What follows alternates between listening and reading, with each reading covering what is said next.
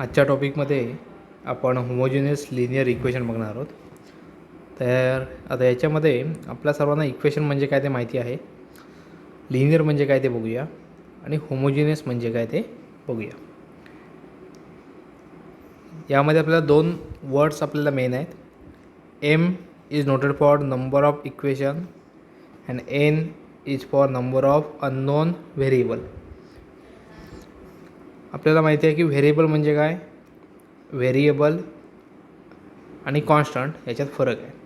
एखादा नंबर असेल 1 2 3, या नंबरचं स्थान हे फिक्स असतं, so we called as constant. And variable is what, x y, these are terms like variable because they can take any value from set of real number or set of integer or set of complex number. तर थोडक्यात variable is noted as N and number of equation is noted as M. काही इथे examples आहेत, त्याच्यावर आपल्याला आपलं concept कळून जाईल. पहिलं इक्वेशन आहे 2x - 3y = 0. आता याच्यात आपण जर का बघितलं तर होमोजिनियस और नॉन होमोजिनियस, जर का इक्वेशनच्या राईट साईडला जर का 0 असेल तर आपण त्याला होमोजिनियस म्हणू. आणि जर का इक्वेशनच्या राईट साईडला नॉन झिरो नंबर असेल, 0 सोडून कुठलाही नंबर असेल, तर आपण त्याला नॉन होमोजिनियस असं म्हणू. ओके. तर आता पहिलं जे इक्वेशन आहे 2x - 3y हे होमोजिनियस आहे कारण त्याच्या राईट साईडला 0 आहे. त्यानंतर M is what, M is number of equation. किती इक्वेशन दिलेले आहे, तर एकच इक्वेशन आहे, 2x - 3y = 0. हे एकच इक्वेशन आहे, so 1. And what is an is number of unknown variables. तर आता याच्यामध्ये एक्स आणि वाय ही दोन अननोन व्हेरिएबल्स आहेत ज्यांची मला व्हॅल्यू माहीत नाही आहे. तर याच्यामध्ये 2 आणि -3 हे दोन नंबर आहेत, हे दोन आपण कॉन्स्टंट समजतो. आणि व्हेरिएबल्स आहेत एक्स आणि वाय, ते किती आहेत, तर 2. त्यानंतर सेकंड इक्वेशन आहे 2x + y - 4z = 0. परत इथे राईट साईडला 0 आहे, सो हे इक्वेशन झालं होमोजिनियस. आणि इक्वेशन किती आहेत, तर हे एकच इक्वेशन त्यांनी दिलेलं आहे, so 1, m = 1. And N is what, number of unknown variable, so x y z, so 3 unknown variable आहेत. त्यानंतर 3x + 2y - z = 1 and x - y - z = 2. आता इथे दोन इक्वेशन दिलेले आहेत. ओके, हे एक इक्वेशन आणि हे एक इक्वेशन, सो 2.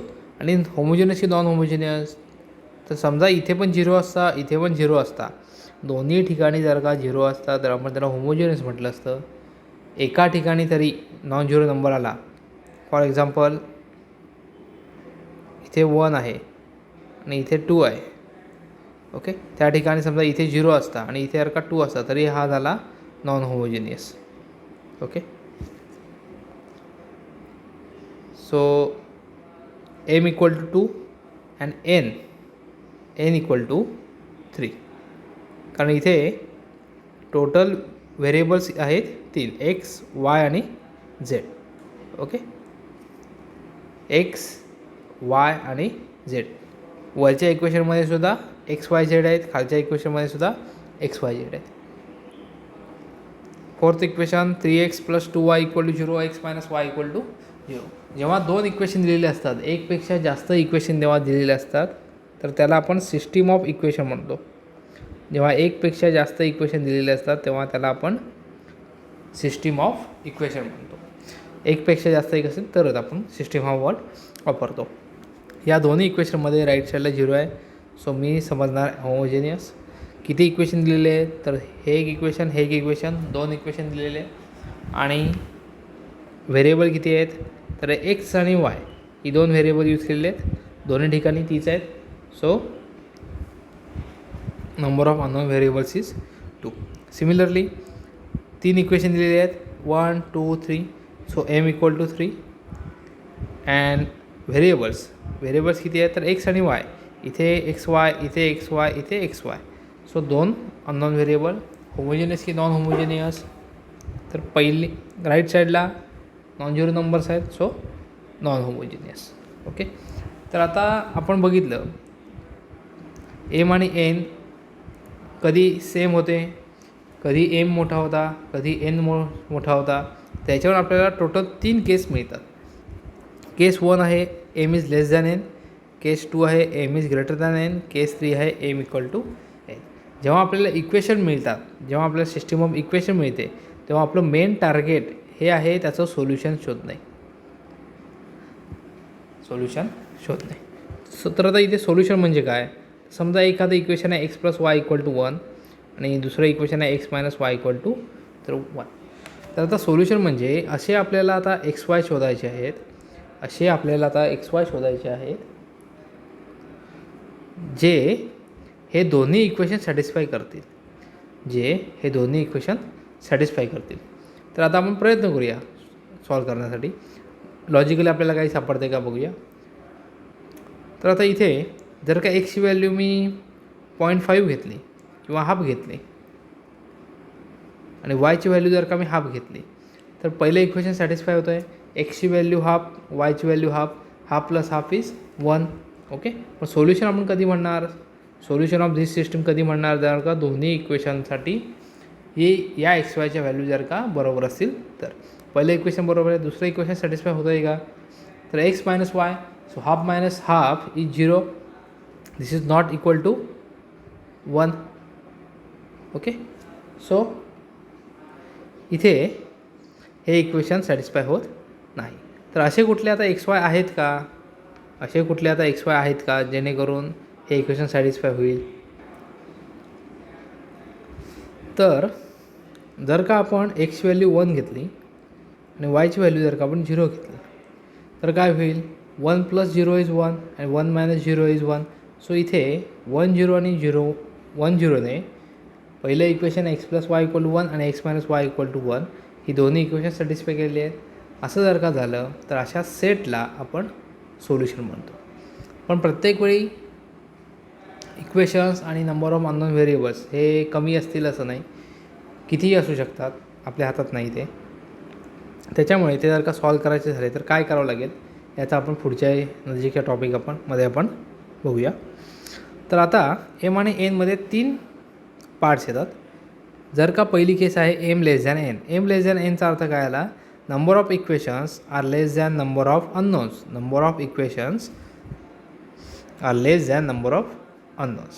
म्हणजे कुठली कंडिशन? तर इथे तिसऱ्या याच्यामध्ये M is less than N, number of equations are less than number of unknown variables. जर का असं असेल तर सोल्युशन हे कुठल्या प्रकारचं असेल? जर का असं असेल तर सोल्युशन असेल इन्फायनाईट. ओके. तर आता इन्फायनाईट म्हणजे काय? तर आपण पुढे बघूया.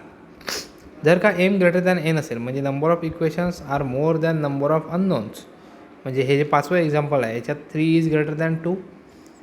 तर इथे एकतर सोल्युशन एक्झिस्ट होईल किंवा सोल्युशन एक्झिस्ट होणार नाही. त्याला आपण नो सोल्युशन असं म्हणतो. जर का एक्झिस्ट झालं गुड, नाही झालं तर आपण त्याला नो सोल्युशन म्हणणार. तिसरी कंडिशन आहे M equal to N. M equal to N म्हणजे जर इक्वेशन्स आणि अननोन जर का सेम असतील, जर का असं असेल तरच युनिक सोल्युशन मिळतं. ओके. आपण सोल्युशन म्हणजे काय बघितलं, पण सोल्युशन नेहमीच एकच येईल अशी काही गॅरंटी नाही. एकतर सोल्युशन येणारच नाही म्हणजे नो सोल्युशन असेल. आणि जर का सोल्युशन आलं तर ते एकतर युनिक असेल म्हणजे एकच सोल्युशन असेल. हे जे आता 1 0 जे आलं हे युनिक सोल्युशन आहे, एकच सोल्युशन आहे, किंवा इन्फायनाईट सोल्युशन असतील. असे 2 प्रकार येतात सोल्युशनमध्ये. 2 प्रकार येतात, एकतर युनिक असेल किंवा इन्फायनाईट असेल. जर का इन्फायनाईट असेल तर ही कंडिशन, युनिक असेल तर ही कंडिशन. ओके. परंतु युनिक, इन्फायनाईट, नो सोल्युशन हे ग्राफिकली कसे करतात? तर बघा, 2 आपल्याला इक्वेशन दिलेले आहेत. समजा त्या पहिल्या इक्वेशनला आपण L1 म्हटलं, दुसऱ्या इक्वेशनला आपण L2 म्हटलं. त्या इक्वेशन्सचा आपण जर का ग्राफ प्लॉट केला तर त्यांच्यासुद्धा 3 केस येतात. 3 केस कुठल्या येतात? तर समजा ते दोन्ही ग्राफ सेमच आले. पहिल्या केसमध्ये आपल्याला कळतं आहे L1 आणि L2चा जो ग्राफ आहे हा ग्राफ सेम आला. ओके. दुसरी केस काय आली? L1 आणि L2चा ग्राफ हा पॅरलल आला. L1 आणि L2 हे कुठेच एकमेकाला इंटरसेक्ट होत नाहीत, त्याला आपण पॅरलल म्हणू. किंवा तिसरी केस आली, L1 आणि L2 एका कुठल्या तरी पॉईंटला इंटरसेक्ट होतात. या एकूण 3 केस येऊ शकतात. तर सोल्युशनचा आणि ग्राफचा काय संबंध? तर solution of a system of linear equation, solution of system of linear equation is nothing but set of intersection point of graphs. Solution जे आपण डिरेक्टली काढतो, आजपर्यंत आपण काढलेलो आहोत, ते सोल्युशन म्हणजे काय असतो? तर हे जे लाईन्स आहेत, या लाईन्स आपण जर का ग्राफ प्लॉट केला तर ह्यांचे जे इंटरसेक्शन पॉईंट्स येतील, तर आता इंटरसेक्शन पॉईंट एकतर येणारच नाही, आणि जर का आला तर तो एकतर एकच असेल, जसा केस 3मध्ये आहे. या 2 लाईनचा इंटरसेक्शन पॉईंट हा एकच आहे. परत हे लाईन कुठेच इंटरसेक्ट होणार नाही. किंवा इन्फायनाइटली मेनी. इन्फायनाइटली मेनी म्हणजे काय? काय पहिल्या केसमध्ये L1 आणि L2 हे एकमेकावरच असल्यामुळे त्यातला प्रत्येक पॉईंट हा इंटरसेक्शन पॉईंट आहे. आता लाईनवर पॉईंट किती असतात? तर लाईनवर इन्फायनाइटली मेनी पॉईंट्स असतात. त्याच्यामध्ये त्याचे सोल्युशन्स ही इन्फायनाइटली मेनी सोल्युशन्स येतील, आणि एकाच ठिकाणी इंटरसेक्ट झाल्यामुळे इथे येतील युनिक सोल्युशन. केस 2मध्ये काय झालं? L1 आणि L2 पॅरलल असल्यामुळे त्यांच्यातला इंटरसेक्शन पॉईंट हा काहीच नाही आहे. No intersection point. इंटरसेक्शन पॉईंटच नसेल तर आपण म्हणणार नो सोल्युशन. पुढे आपण ग्राफ काढून बघू, तेव्हा आपल्याला कळेलच. आता आपण काही एक्झाम्पल सॉल्व करून बघूया. पहिलं आहे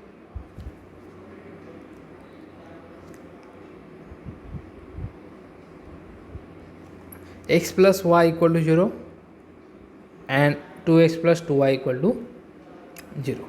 आता इथे बघा, x plus y equal to 0, 2x plus 2y equal to 0. आता दिसताना आपल्याला इथे 2 इक्वेशन दिसत आहेत. ठीक आहे, आपण सॉल्व करून बघूया. आपल्या शाळेत जी आपल्याला मेथड शिकवलेली आहे ती आपण ट्राय करून बघूया. काय करू शकतो? तर इथला कोएफिशियंट आपण ॲडजस्ट करायचा. हे पहिल्या इक्वेशनला जर का मी 2ने मल्टिप्लाय केलं दोन्ही साईडला, तर 2x plus 2y equal to 0. म्हणजे काय होईल? इथे जर का 2 आला आणि इथे जर का 2 आला, तर ह्या 2xमधून हा 2x आपण कॅन्सल करू शकतो, शाळेत जसं करायचं तसंच. सो ह्या 2xमधून हा 2x गेला, इथे 0 आला. या 2y मधून हा 2y गेला, इथे पण 0 आला, इथे पण 0 आला. तर इथे सोल्युशन काहीच येत नाही आहे. ओके, म्हणजे आता काय कळत नाही आपल्याला काय होतं आहे ते. बघूया दुसरा प्रॉब्लेम काय आहे. दुसरा प्रॉब्लेम आहे x plus y equal to 1, x plus y equal to 2, x plus y equal to 1, x plus y equal to 2. आता इथे जर का मी सबट्रॅक्शन केलं तर xमधून x जाईल, गेला. yमधून y जाईल, गेला. 1मधून 2 जाईल, -1 आला. इथे काय आलं? तर 0 equal to -1. हे बरोबर आहे का? 0 हा -1 असतो का? तर नाही. सोल्युशन आलं का? तर नाही आलं. आता शाळेत आपण जे करायचो ते करूया. x plus y equal to जर का 1 असेल आणि x minus y equal to जर का 1 असेल. आता इथे सबट्रॅक्शन करून बघूया काय येतं आहे का. इथे जर का xमधून x गेला तर इथे 0 येईल, yमधून -y गेला तर तो प्लस होईल आणि 2y येईल. 1 - 1 0. काय आलं? 2y equal to 0. 2y equal to 0 means y equal to 0. तर हा y equal to 0 एकतर इक्वेशन 1 किंवा इक्वेशन 2मध्ये टाकला तर काय मिळणार? x plus 0 equal to 1. So x equal to 1. इथे मला 2 व्हॅल्यू मिळालेल्या आहेत. पहिली व्हॅल्यू आहे 1, दुसरी व्हॅल्यू आहे 0. ओके, म्हणजे 1 0 हे सोल्युशन आहे.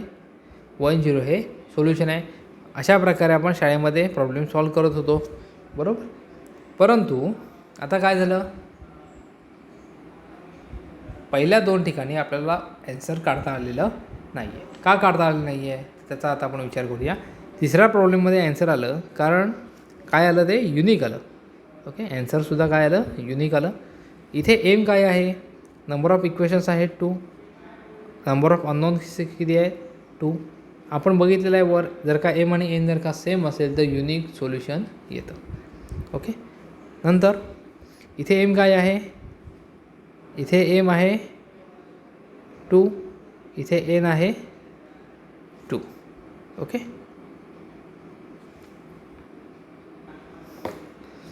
इथे x plus y equal to 1 आणि x plus y equal to 2 असं आहे. तर आता ही जी केस आहे ही केस आहे पॅरलल लाईन्सची. आपण बघितलेलं आहे जर का पॅरलल लाईन्स जर का असतील तर त्याच्यात सोल्युशन येत नाही. सोल्युशन येत नाही म्हणजे आपण नो सोल्युशन म्हणतो. तर इथे जेव्हा 0 इक्वल टू -1 आलं आणि इथे आलं 0 इक्वल टू 0, 0 + 0 0, इथे आलं 0 इक्वल टू 0. याच्यावरून आपल्याला कळतं की इथे सोल्युशन आहे आणि इथे सोल्युशन नाही. सो आपण इथे लिहिणार नो सोल्युशन आणि इथे 0 इक्वल टू 0, परंतु आपल्याला ॲन्सर ॲक्च्युअली काहीच आलं नाही. म्हणजे इथे येणार इन्फायनाइटली मेनी सोल्युशन. म्हणजे इथे येणार इन्फायनाइटली मेनी सोल्युशन. ओके.